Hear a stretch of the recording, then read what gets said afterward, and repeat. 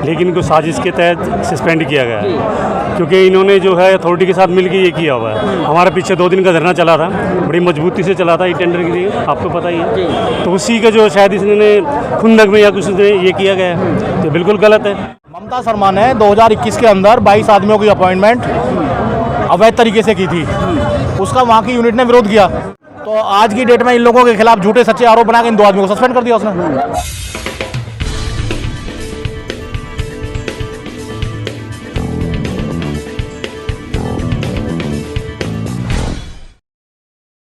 तो सर, लगातार जिस तरह से दिल्ली यूनिवर्सिटी के अंदर देखा जा रहा है कि लगातार सस्पेंड के नोटिस जो है निरंतर निकल रहे हैं, तो क्या वजह है इसके मुख्य? नहीं, सस्पेंड का नोटिस जो निकला है वो 4 कॉलेजों में, वो अलग अलग है, रीजन भी अलग अलग है, चारों का रीजन भी अलग है। लेकिन क्योंकि हमारे कर्मचारी सस्पेंड हुआ है और कर्मचारी हैं तो हम उनके साथ खड़े हैं सबके। तो जिस तरीके से अभी आपने अपना वक्त में बताया कि लगातार मंजू शर्मा जो नाम है, ममता शर्मा के खिलाफ नारे लगाने के पीछे उन्होंने सस्पेंड कर दिया लोगों को। ममता शर्मा ने 2021 के अंदर 22 आदमियों की अपॉइंटमेंट अवैध तरीके से की थी, उसका वहाँ की यूनिट ने विरोध किया। जब वहाँ के लोग धरने में बैठ गए, 59 दिन धरने में बैठे, तो धरने के बाद क्या हुआ, मीटिंग हुई है। मीटिंग के बाद रजनी अब्बी मैडम उस समय चेयरमैन थी, जो इस समय प्रॉक्टर हैं, उन्होंने यहाँ पे रजनी अब्बी मैडम, खुद प्रिंसिपल मैडम और हम लोग यूनियन के पदाधिकारी मीटिंग हुई। उसने कहा जो मेरे से गलती हुई है मैं उसमें वापस ले रही हूँ, और 14 आदमी उसने निकाल दिए थे वो जो गलत रखे थे। अब आज की डेट में वो क्या कर रही है, अब उसको लगा कि वो 14 निकाल दिए हैं, तो आज की डेट में इन लोगों के खिलाफ झूठे सच्चे आरोप बना के इन 2 आदमियों को सस्पेंड कर दिया उसने।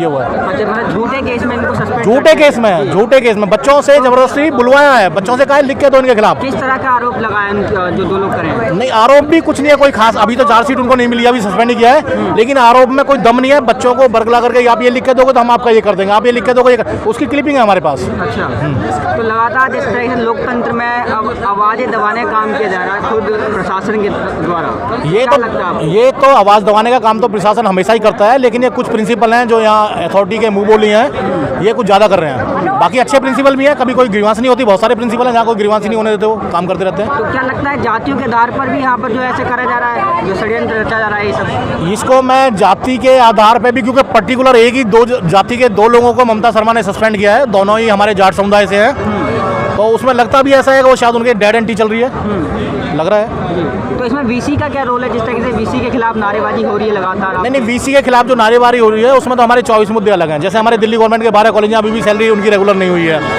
और बहुत सारे मुद्दे हैं, वो दूसरे मुद्दे हैं। जैसे ई टेंडरिंग लेकर आ रहे थे, ये ई टेंडरिंग को अभी उन्होंने रिजेक्ट नहीं किया है, कोई कोरिजेंडम नहीं आया है उसका, तो उन सारे मुद्दों के ऊपर है वीसी के खिलाफ। तो क्या लगता है सर, जिस तरीके से जाट समाज के 2 लोगों को एक साथ जो है बर्खास्त किया गया, मतलब सस्पेंड किया गया है, तो क्या एसटी समाज में भी इस तरह से कोई षड्यंत्र रचा जा रहा है? मैं ये जाट समुदाय के हैं, ठीक है, लेकिन इनको साजिश के तहत सस्पेंड किया गया है, क्योंकि इन्होंने जो है अथॉरिटी के साथ मिलकर ये किया हुआ है। हमारे पीछे 2 दिन का धरना चला था, बड़ी मजबूती से चला था ये टेंडर के लिए, आपको पता ही है। तो उसी का जो शायद इसने खुंदक में या कुछ ने ये किया गया है, तो बिल्कुल गलत है, तो इसका विरोध करते हैं सर। विरोध करने के उस पर उन्होंने सस्पेंड कर दिया, तो उनको मौका मिला ना, वो टेंडर का अलग है, लेकिन ये केस पहले से चल रहा था इनका। हालांकि नहीं, बहुत बड़ा मुद्दा नहीं था, बहुत बड़े आरोप नहीं थे कि उनको सस्पेंड किया गया, ये बहुत गलत है ये। और इसी तरीके से कालिंदी कॉलेज में भी किया गया है, ठीक है, तो वो भी गलत है। तो क्या लगता है आपको इस धरने से जो सस्पेंड जो है उनका रुक जाएगा? जो हुआ बिल्कुल रुकेगा, रुकवाएंगे हम।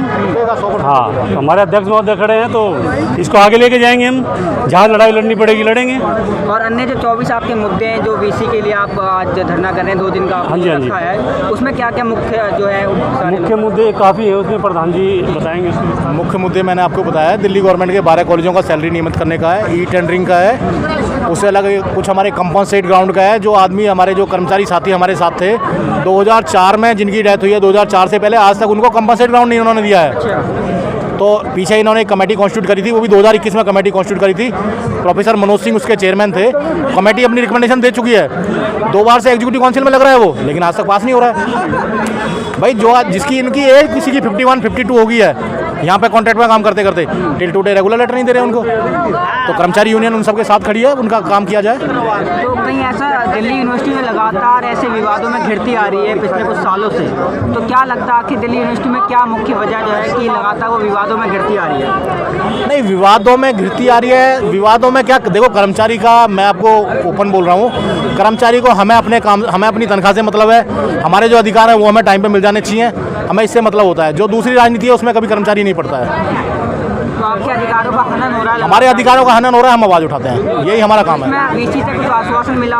नहीं, वीसी साहब से मीटिंग नहीं हुई थी, रजिस्ट्रार साहब से 5 तारीख को मीटिंग हुई थी। रजिस्ट्रार थे, जॉइंट रजिस्ट्रार थे, उन्होंने पॉजिटिवली बोला है।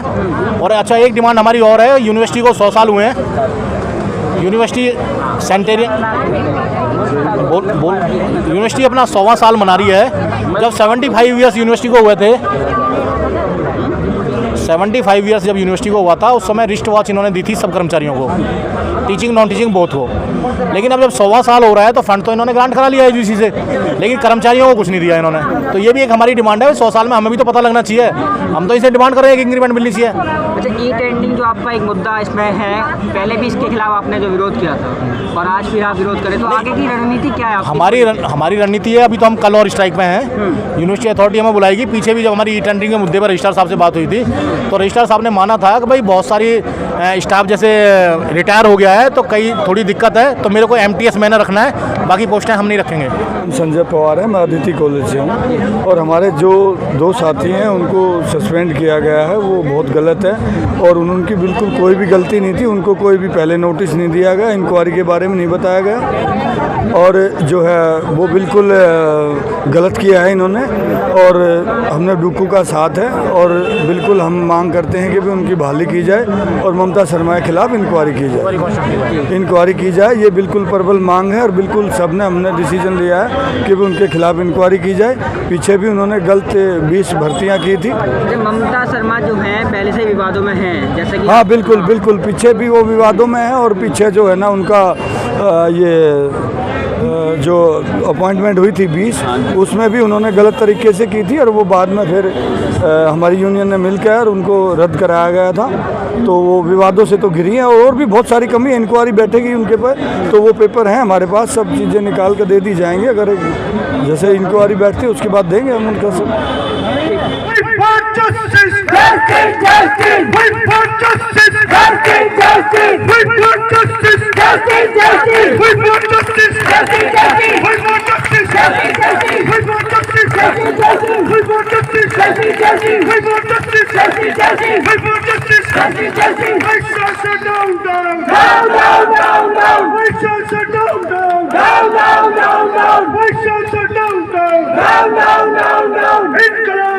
जिंदाबाद जिंदाबाद जिंदाबाद जिंदाबाद जिंदाबाद दुकलसा जिंदाबाद जिंदाबाद जिंदाबाद दुकलिया जिंदाबाद जिंदाबाद जिंदाबाद एससी एसोसिएशन जिंदाबाद जिंदाबाद जिंदाबाद ओबीसी एसोसिएशन जिंदाबाद जिंदाबाद जिंदाबाद एससी ओबीसी माइनॉरिटी एसोसिएशन जिंदाबाद जिंदाबाद जिंदाबाद।